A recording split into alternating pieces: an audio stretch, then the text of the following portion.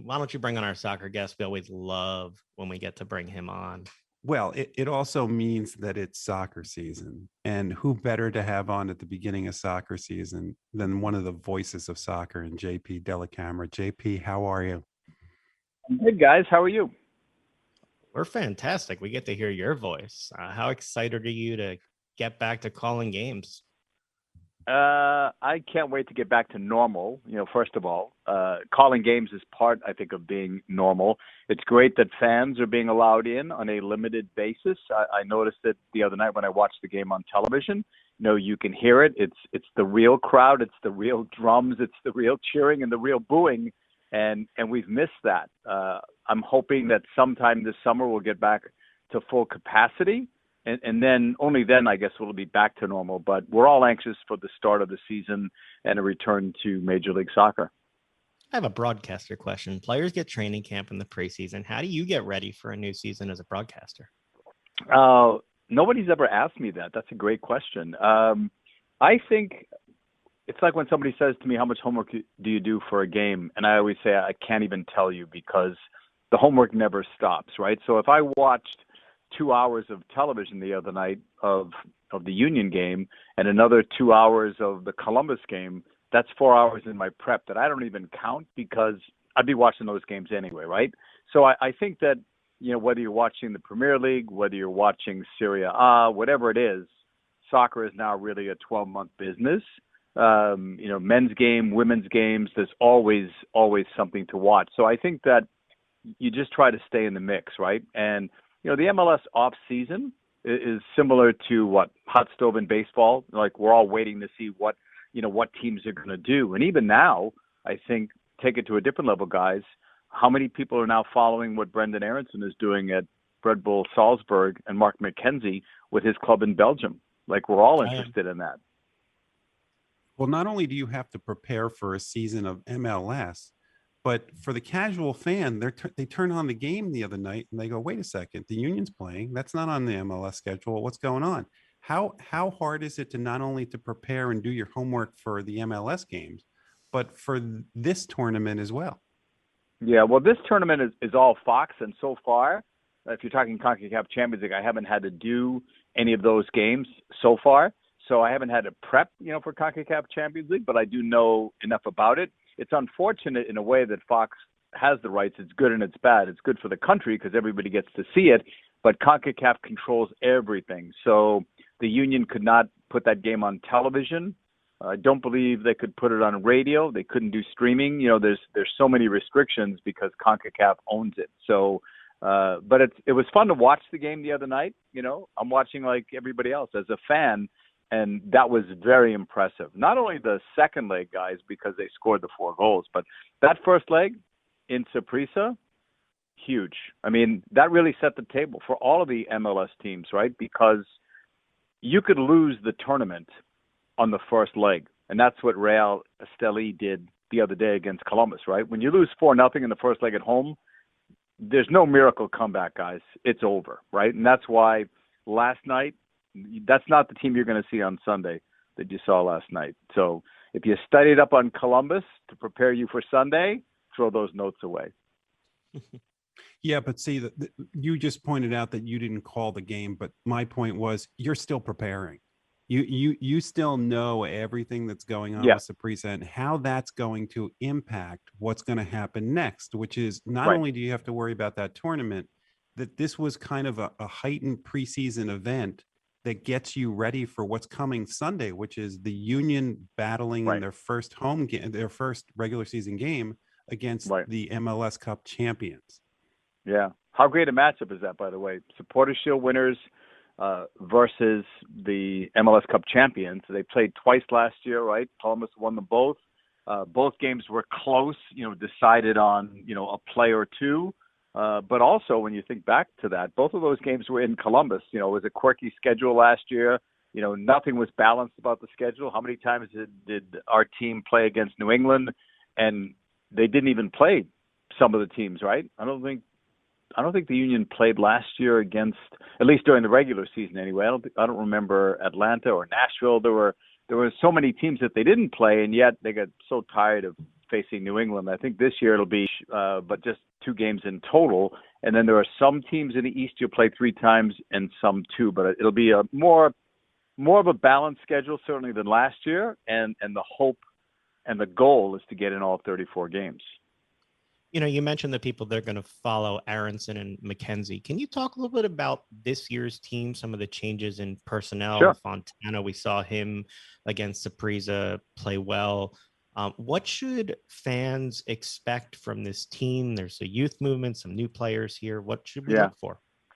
Well, I think on the positive side, you've got the coach of the year running things. Front office seems to be on board with everything that's going on. Ernst Tanner will always bring in quality players. So I think from that standpoint, you're on track for success. You've got the best goalkeeper in the league in Andre Blake. And I think that, from the Philadelphia Union standpoint, it sounds boring if you say, they win on defense or they're built defensively first, but that defense leads to their offense, right? So, last year they had the best goal differential in MLS, plus 24. And that's because defense was outstanding, but also, they scored a ton of goals, right? They didn't have that one individual score like some teams did, but you could look at Shibilko had 8 goals, Sergio Santos had 8 goals, and other guys contributed to the cause. But Aronson, big loss. McKenzie, big loss. At this point, they didn't replace them with like-for-like players. McKenzie's being replaced pretty much by whoever you want to say, either Glesnes or Elliott, right? Because they had a rotation of 3 center backs last year. So it's not a like-for-like in that McKenzie was a different kind of a defender. Great speed, recovery speed coming back. So you knew that if a ball is played over the top, he could get there, right? And the same with Ray Gaddis. Nobody's talking about the loss of Ray. Ray and McKenzie, their recovery speed was incredible. Not just the speed, though, but the willingness to hunt down a ball. Glesnes and Elliott are different types of defenders, quality center backs, good with their feet. So they will still be strong, in my opinion, out of that center back position. And I think Stuart Finley will be a big addition to them, and I think they'll have a rotation of 3 for future CONCACAF Champions League games. And when you start to play the 3 games in 8 or 9 nights, I think to look forward to, I think Bizo looks like he's going to be a good replacement for Ray, without minimizing the impact of Ray both on and off the field. But I think Bizo is looking very good in the early going, looking confident. I think he knows that the job is his to lose, and that sometimes makes a difference with players. I think Leon Flock has come in and looks like he could be a quality player, whether he starts or comes off the bench. So that was one other new addition. I think Fontana is going to get more minutes this year. I can't say where he's going to play, right? We've seen him play with Shibilko up top out of necessity because Sergio Santos has been injured. And look at the job Jamiro Montero did in the number 10 spot the other day. So who knows what's going to happen. But to me, Montero's in for a special kind of a year. I think that he's finally going to get the just recognition in the league. I think the players know how good he is and coaches know, but I think you don't hear as many people talking about him as you hear talk about some of the other quality midfielders in the league. So I think this is Jamiro's year to get league-wide notice. And I got to tell you one other thing. Jose Martinez looks even better than he did last year. I think Jose Martinez becomes the best at his position. If he wasn't already last year, I think he becomes that this year in MLS. So I think there's a lot to look forward to.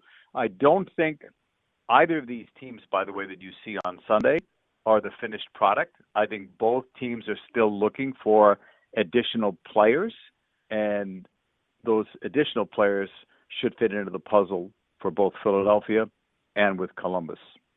For Philadelphia, do you anticipate that those fill-in pieces could be from their youth program? Could we see, because, for the people that have an Aronson jersey, there's the possibility that they can wear it again.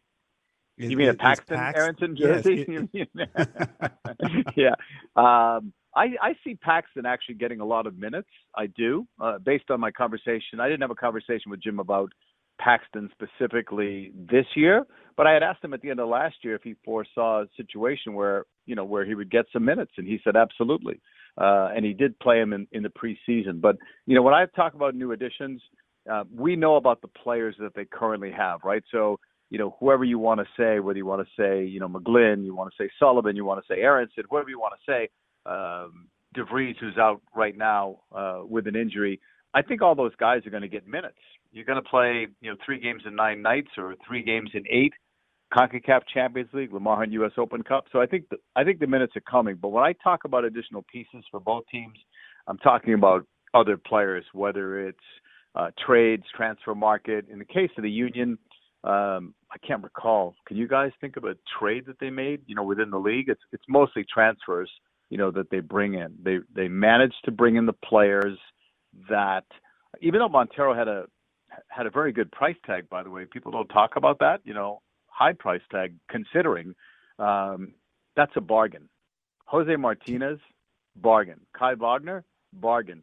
These are players that people didn't hear about. So you got to congratulate Ernst Tanner and Chris Albright and others to be able to find these players at competitive prices, right? Because the Union model has not been about signing, Carlos Vela, Joseph Martinez, Pity Martinez, who's no longer in the league. But, they're not about spending $10 million on one player. They're about developing players, selling players like they did with Aronson and with McKenzie, and rebuilding that youth development system. When people talk about academies and youth development, and Richie Graham should get a lot of praise for this too, they talk about the Union first. FC Dallas gets a mention, and there are other clubs, but they talk Union first. And look what they've done. The quality starts that they give their players, the quality minutes, and it resulted in 2 players that, if you had told me that Mark McKenzie and Brendan Aronson would be starting right now in Europe, if you had told me that like 2 years ago and told me, even 2 years ago, and told me what the price tag would be, I would say you guys were dreaming. But that's how much those guys improved. And McKenzie was always a guy with potential. Same with Aronson. I mean, when we were talking about Austin Trusty, Tony Meola would say to me, Trusty's good, but you guys should be talking about McKenzie. McKenzie's the real deal. And sure enough, Mark went from, that season where he had some injuries to becoming a best 11 to becoming a regular over in Belgium. So, and I think when other players see this and they're able to watch highlights of games and they see that their teammate from a year ago is now playing in Europe, they know that could be an avenue for them as well. I think that helps in overall recruiting. Well, this is our soccer day, and after you, as you know, we're going to have Jack Elliott on in a couple of minutes. But before we let you go, we got to ask: can this team be better than last year's team? I think that if you ask me that today, they're not better today because you can't really replace McKenzie, Aronson, and in game one, right? But I think they're so good defensively at the start. They're so good that they should be very competitive in the East. They should be a contender. You know what's interesting, guys? I looked. I don't want to take away from Jack's time, but I looked, and I have a lot of respect for the people on MLSsoccer.com, and they've got Columbus. If you look at all the pundits there, they've got Columbus either first or second, as I remember. And with Philadelphia, they had them. Nobody had them for first, as I remember. I think the highest anyone had them for was third, maybe. Some had them as low as seventh. I don't see that, but I think that's bulletin board material for them. I think the players will see that. I think the coaching staff will see that, and they'll always realize, chip on the shoulder, that they don't get enough respect for what they've done. So I think that in mid-season and when they've got the team that they actually have for the rest of the year, I think that they will be as good as last year, if not slightly better, once they get all the pieces. JP, we can't wait to hear your voice on the call. Look forward to talking to you throughout the season. Always appreciate you giving us a few minutes. You have a great one.